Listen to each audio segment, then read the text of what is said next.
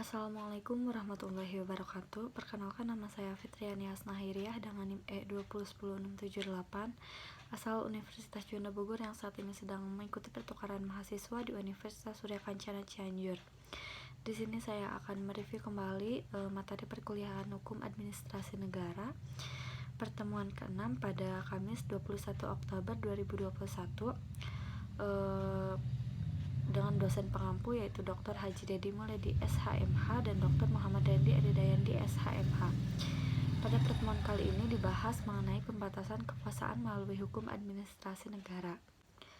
Menurut Miriam Budiarjo, mengartikan negara adalah agensi atau alat dari masyarakat yang mempunyai kekuasaan untuk mengatur hubungan antara manusia di dalam masyarakat.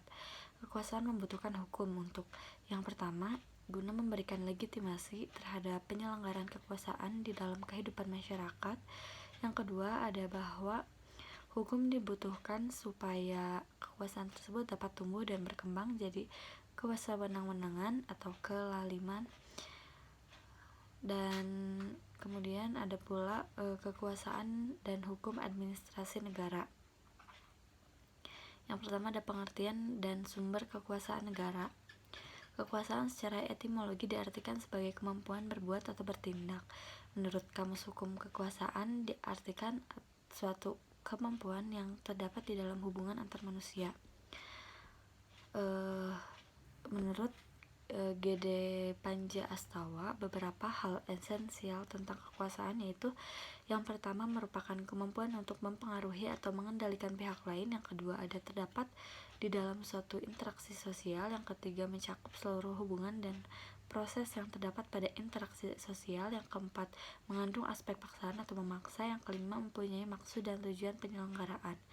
Kekuasaan negara diartikan adalah kemampuan organisasi kehidupan sosial dalam suatu wilayah untuk memaksa seluruh golongan dan kelompok sosial yang ada secara sah berdasarkan ketentuan-ketentuan hukum untuk mencapai tujuan kehidupan bersama yang ditetapkan sebelumnya. Sumber kekuasaan meliputi yang pertama kekuatan atau kekerasan fisik, yang kedua kedudukan atau jabatan, yang ketiga kekayaan, yang keempat kepercayaan atau keyakinan, dan yang terakhir keterampilan atau keahlian. Kemudian 5 paham kedaulatan, diantaranya yang pertama paham kedaulatan Tuhan, yang kedua paham kedaulatan raja, yang ketiga paham kedaulatan negara, yang keempat paham kedaulatan rakyat, dan yang kelima paham kedaulatan hukum.